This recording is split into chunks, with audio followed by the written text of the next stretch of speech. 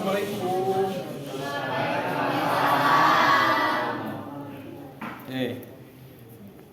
Selamat pagi anak-anak semuanya. Apa kabar hari ini? Baik. Alhamdulillah ya. Oke, sebelum kita mulai pembelajaran kita hari ini, ada baiknya kita untuk berdoa dulu sama-sama. Siapa yang mau memimpin doa? Ya. Silakan yang memimpin doanya. Istahidan. Siap. Doaan di kolbi. Salaman. Assalamualaikum warahmatullahi wabarakatuh. Waalaikumsalam warahmatullahi wabarakatuh. Oke, terima kasih ya Rian untuk memimpin doa kita hari ini. Kalau tidak ada kekurangan ya, siapa lagi? Udah, oke. Mudah-mudahan kita doakan sama-sama ya. Mudah-mudahan sambil tidak dalam keadaan baik-baik saja, meskipun meskipun tanpa keterangan, mudah-mudahan dia sehat saja dan kita doakan sama-sama. Semoga Sahil bisa berkumpul dengan kita lagi untuk belajar bersama. Oke ya, sesuai jam kita hari ini, kita masuk di mata pelajaran coding dan kecerdasan artifisial. Sekarang kita akan mempelajari tentang yang namanya algoritma pemrograman. Di sini ada beberapa pertanyaan terlebih dahulu buat nanti kalian untuk berpikir. Yang pertama, apakah kalian pernah membuat, melihat, dan menggunakan sebuah program? Pertanyaan kedua, apakah kalian tahu bagaimana cara kerja program tersebut? Dan yang ketiga, apa pentingnya bagi kita untuk bisa merencanakan program? Nah, itu yang akan kita jawab nanti di akhir sesi kita hari ini. Seperti itu. Nah, di sini sebelum kita mulai ada tujuan pembelajarannya. Yang pertama, kenapa kita belajar algoritma dan pemrograman? Yang pertama, jadi kita harapkan peserta didik dapat memahami algoritma dengan praktik berkelompok. Peserta didik dapat mengimplementasikan perencanaan program melalui flowchart dengan tepat. Nah, nanti kita akan mempelajari tentang flowchart. Sebelum kita lanjut, kita ulas balik lagi nih materi kita sebelumnya. Sebelumnya kita sudah berpikir tentang berpikir komputasional. Apa itu berpikir komputasional? Ada yang masih ingat pertemuan kemarin? Jadi berpikir komputasional itu kita berpikir layaknya sebuah komputer. Kita berpikir sistematis seperti komputer, seperti mesin, seperti itu. Itu yang dimaksud dengan berpikir komputasional. Ini lanjut ke materi kita hari ini. Sebelum dimulai, Bapak ada speaking dulu, biar melatih konsentrasi kalian. Siap? Siap. Oke. Bapak beri nama speaking ini adalah sebut warna. Ingat ya, sebut warna. Cara mainnya, sebut warnanya bukan tulisannya. Sekali lagi, sebut warnanya bukan tulisannya. Siap? Siap. Kita mulai. Contoh ini. Ini hitam. Meskipun tulisannya kuning, tapi ingat sebutkan warnanya, bukan tulisannya. Siap kan? Siap. Kita mulai. Kita perbaiki dulu.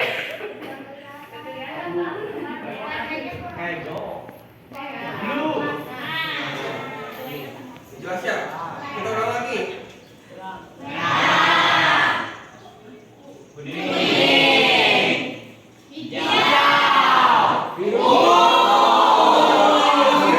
Siapa yang bilang biru? Harusnya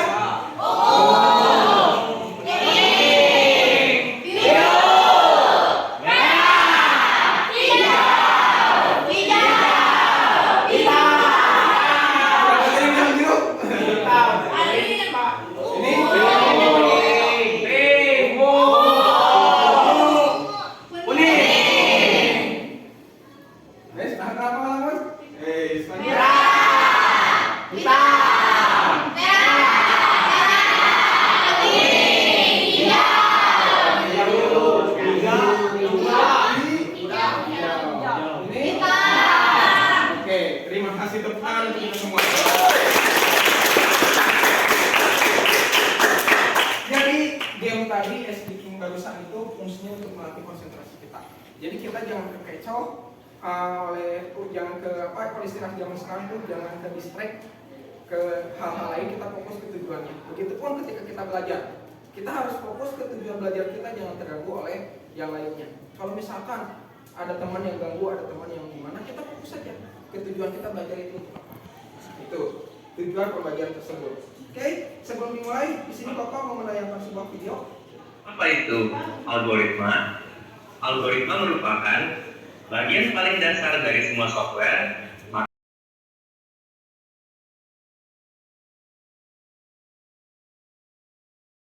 Itu videonya. Nah, di sini tadi dijelaskan bahwa algoritma itu bisa disebut sebuah instruksi yang terstruktur. Contoh tadi ada kasus kita mau nabung nih, ada 2 kotak untuk 500 sama untuk 1000.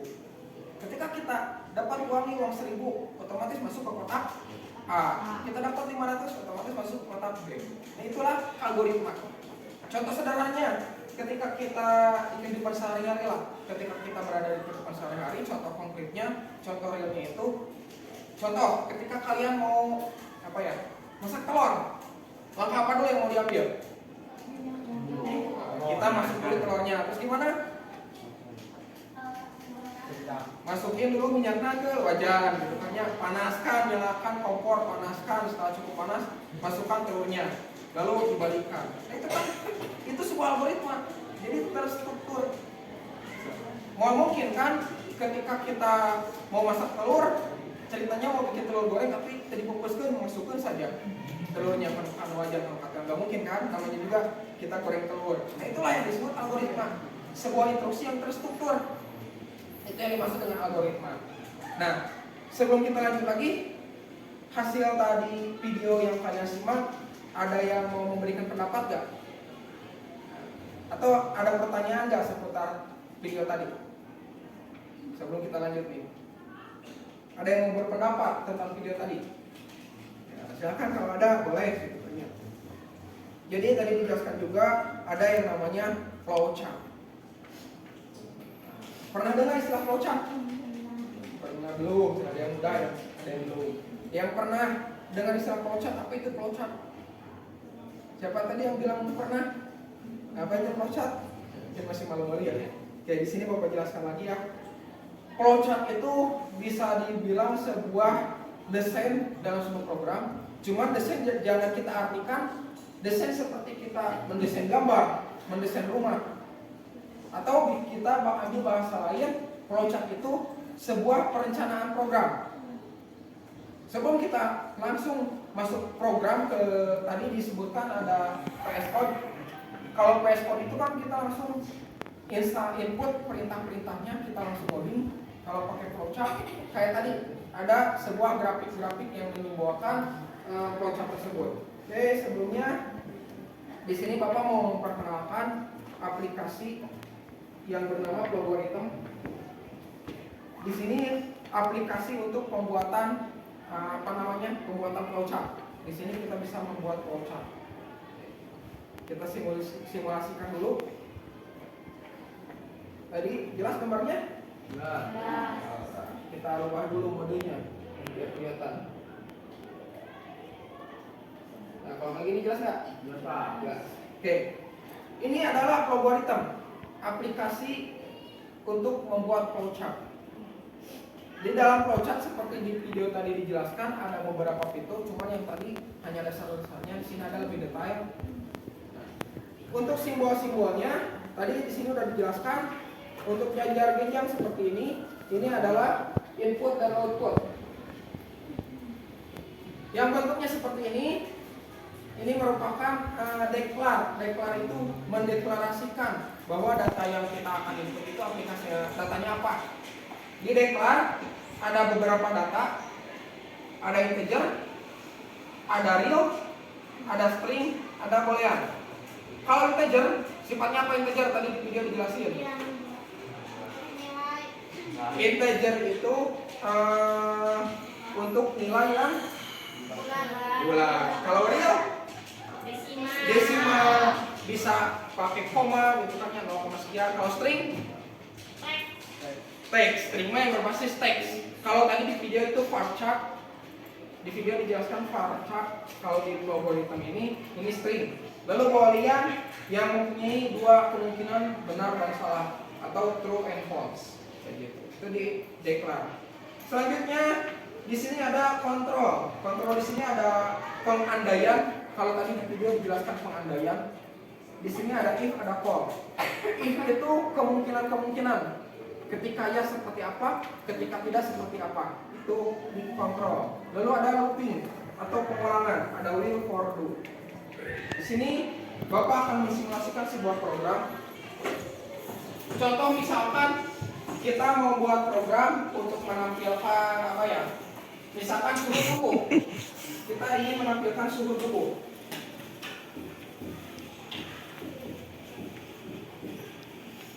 Misalkan si programnya itu anggap saja kita ada tiga atau empat saja. Ada dingin, panas,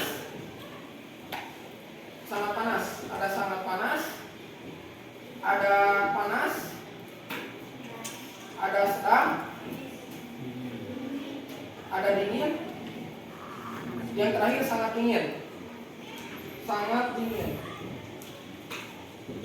Oke, menurut kalian suhu tubuh yang sangat panas itu ada berapa derajat Celcius? Yang menurut kalian sangat panas. Ini pengandaian saja, ini simulasi. 80. Contoh 80 derajat Celcius. Ini panas, sangat panas. Kalau yang panas dari berapanya ke berapa? 50 sampai 79. Itu panas. Contoh. Kalau yang sedang 30 sampai 49. Kalau dingin? Yang dingin 20 sampai 29 seperti itu. Kalau sangat dingin ya berarti di bawah 20. Berarti posisinya itu di bawah 20. Itu sangat dingin. Nah ini, misalkan kita mau membuat program seperti ini, program sederhananya. Cara buatnya gimana Pak? Oke, untuk cara pembuatannya, yang pertama yang pasti kita harus deklarasikan dulu. Deklarasikan. Ini menurut kalian real, string atau integer? Integer. Variable name-nya suhu. Ini harus sama ya nanti. Nanti akan berhubungan dengan yang selanjutnya. Ketika kita pakai S-nya kecil, semuanya kecil. Kita mau besar, semuanya besar. Oke. Selanjutnya kita klik di arrow atau panah yang bawah. Kita masukkan perintah input. Kita masukkan simbol input. Yang di input apa? Tadi Itu Pak. suhu. Berarti kita masukkan input itu suhu.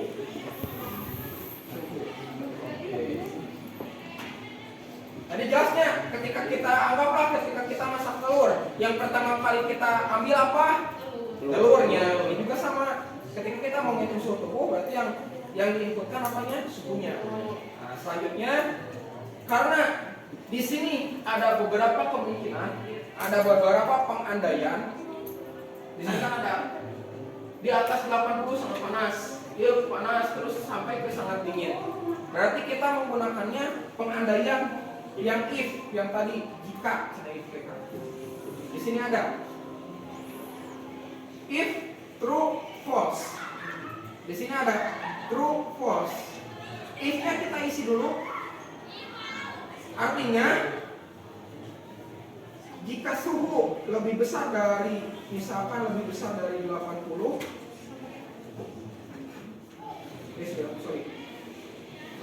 di sini harus pakai suhu. Suhu lebih besar dari 80, maka jika benar, di sini ada true, ada false. Jika benar berarti hasilnya apa? Sangat panas. Kita berikan output di sini. Outputnya itu kita masukkan sangat panas. Ingat ya, pakai tanda kutip. Artinya akan tampil hasil keluarnya itu berbentuk teks sangat panas. Oke. Nah selanjutnya, jika salah, nah di sini nih, kan tadi ada beberapa kemungkinan, ada beberapa pengandaian. ada sangat panas, sedang, dingin, sangat dingin. Ya kita ikuti pengandaian yang tadi. Di false kita kasih lagi if berarti. Kenapa kasih lagi if? Soalnya ada pengandaian lagi. Kecuali cuma dua pengandaian yang benar dan salah, itu tidak usah diberikan if lagi. Dikarenakan ini ada dua pengandaian, banyak pengandaian, jadi harus ditambahkan lagi if. Kita masukkan lagi. Tadi apa? Yang panas itu dari 50 sampai 79. Artinya lebih besar dari 50. Terima ya. 49. Jika suhu lebih besar dari 49, maka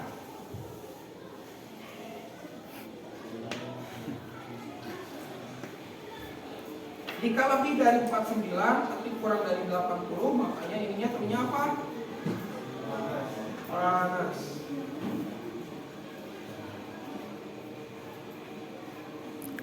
Nah, selanjutnya di sini, jika di bawah 49 nih, berarti di sini apakah langsung atau ada kemungkinan lagi?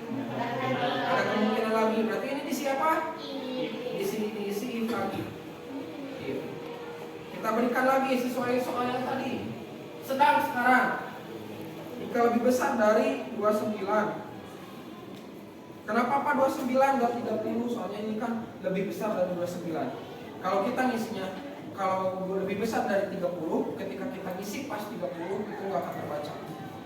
Makanya di sini 29. Jawabannya apa kalau true, kalau benar? Sedang. Di sini kita berikan sedang. Oke. Selanjutnya, di sini ada kemungkinan lagi nggak? Ada. Berarti kita pakai if lagi. Di if berikutnya itu di atas 20.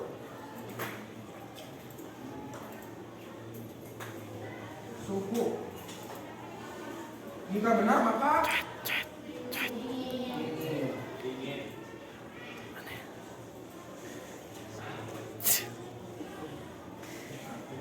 kalau di sini nih, ini ada kemungkinan lagi nggak? Ada nggak? Kalau kasusnya seperti ini, karena di bawah ini cuma ada satu kemungkinan lagi atau satu pengandaian lagi, cukup kita isikan saja di sini langsung berikan output. Outputnya apa? Sangat dingin. Sangat dingin. Oke. Ini bentuk sederhana dalam pembuatan program. Di sini menggunakan flowchart. Untuk percobaan kita bisa di run. Yang ini nih. Simbol run itu yang di atas, yang kayak tombol play, ini untuk nge-run. Kita tinggal saja masukkan mau berapa suhunya nih. 60 contoh. Berarti di sini panas. Benar nggak 60 bagian panas? Nah, kan yang panas itu 50 sampai 79. Nah, sekarang kita coba lagi. Misalkan kita mau ngambil 81. Sangat panas. Betul kan? Betul. Tadi ada yang request Pak coba 19 derajat. Ini gimana sih Mas? Ini sangat dingin. Sesuai nggak? Sesuai. Berarti inilah sebuah program sederhana pembuatan flowchart. Terus tadi di video pembelajaran yang tadi dijelaskan ada yang namanya VS Code. Nah, di sini search code itu yang seperti ini nih. Kita membuat program bisa langsung menginput perintahnya seperti ini, bisa melalui flowchart. Itu gimana kitanya? Enaknya dengan algoritma kita bisa nanti si VS Code ini kita bisa copy, pastekan langsung di aplikasi programnya. Kita mau programnya mau ngambil apa? Contoh Python. Di sini ada beberapa. Ada Python, ada Bash, ada C, ada C++ dan lain-lain. Jadi banyak. Kita bisa pilih, tentu masing-masing berbeda search code-nya. Contoh Java seperti ini. Contoh lagi misalkan yang tadi Python itu berbeda lagi. Berbeda lagi tampilannya seperti itu. Itulah yang dimaksud dengan search code. Nah, selanjutnya Selain di algoritma, selain kita bisa mengcopy source code-nya atau PS code-nya, kita bisa menyimpan file flowchart-nya juga untuk kemudian hari kita perbaiki atau kita kembangkan lagi. Pak, misalkan sebelum kita input pengen ada dulu tulisan apa? Kalau pengen seperti itu, kita bisa di bawah yang main ini, bawah start, kita masukkan output. Contoh outputnya, masukkan suhu tubuh. Kalau nanti seperti ini, output di atas, ini ketika kita run akan ada tulisan seperti ini. Langsung ada tulisan, masukkan suhu tubuh, ada perintah. Contoh misalkan tadi 25, dingin. Nah, seperti itu. Kalau kalian mau menambahkan ini berarti sebelum kita input kita masukkan output dulu untuk memberikan perintah. Oke, ada yang bertanya nggak? Untuk pembuatan ini sekitar flowchart udah cukup dipahami? Kalau paham, untuk menjawab pertanyaan pemantik yang barusan, menjawab pertanyaan pemantik yang di awal, di sini ada beberapa pertanyaan. Apakah kalian tahu bagaimana cara kerja program tersebut? Nah, sekarang kita akan coba mempraktikkan program tersebut. Untuk itu, silakan dibagi kelompok. Kita bagi kelompok saja sesuai kelompok yang sudah disepakati di pertemuan sebelumnya ya. Silakan duduknya sesuai dengan kelompoknya masing-masing. Duduk dengan rapi.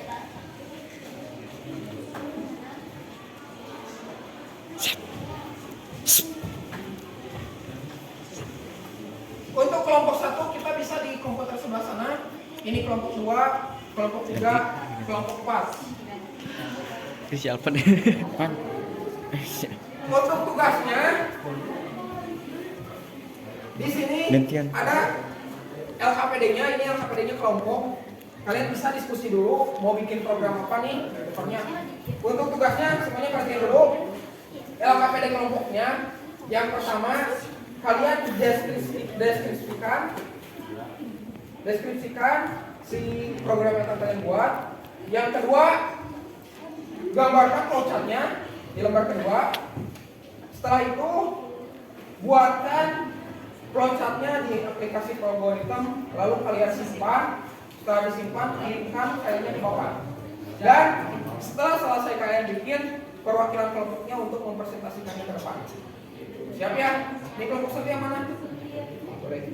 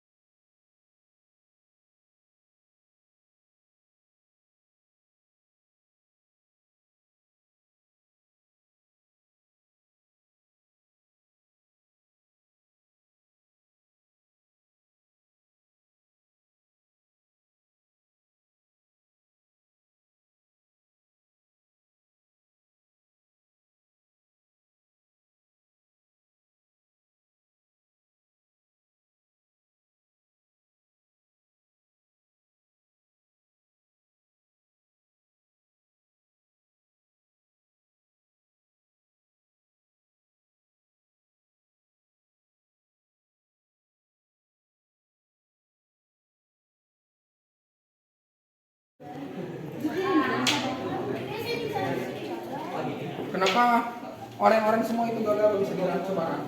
Bisa nggak? Itu baiklah. Ini kontrolnya. Tempat.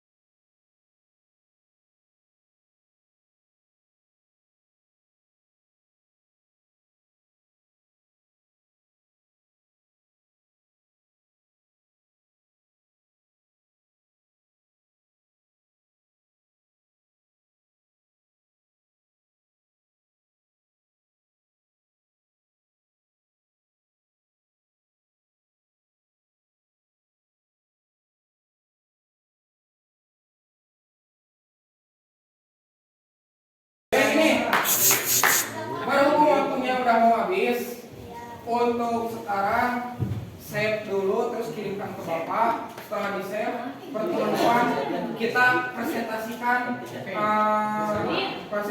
hasil kalian. Nah, seperti itu ya. Nah, sebelumnya, oke, untuk sebelum kita tutup, menurut kalian fungsi dari flowchart ini apa? Membuat Si anjing. apalagi diagram. Fungsinya itu sendiri buat apa? Mempermudah. Terus, oke, mengetahui hasil. Bapak simpulkan ya, Bapak bantu simpulkan. Dengan flowchart ini kita bisa meminimalisir kesalahan-kesalahan. Berbeda kalau kita menggunakan shortcut. Kalau kita langsung menggunakan kode, ini akan berbeda hasilnya. Kadang ketika ada kesalahan kita sulit untuk memperbaikinya. Nah, sebelum ditutupnya, di sini Bapak ada tugas dulu ya.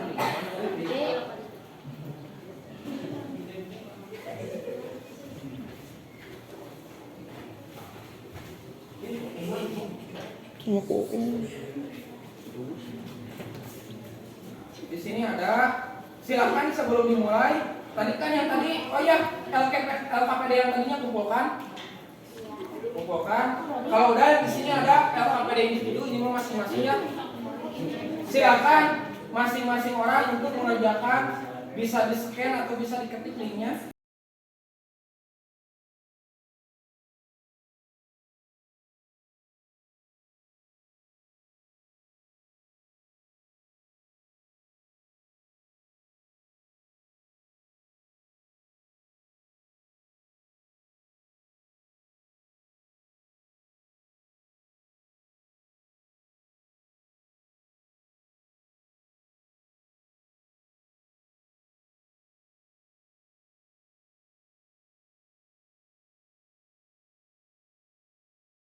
Oke, berhubung waktunya sudah habis, untuk pertemuan sekarang Bapak tutup dulu. Terima kasih atas kerjasamanya. Untuk pertemuan depan kita akan mempresentasikan hasil yang tadi kalian buat. Terima kasih. Akhirul kalam. Assalamualaikum warahmatullahi wabarakatuh.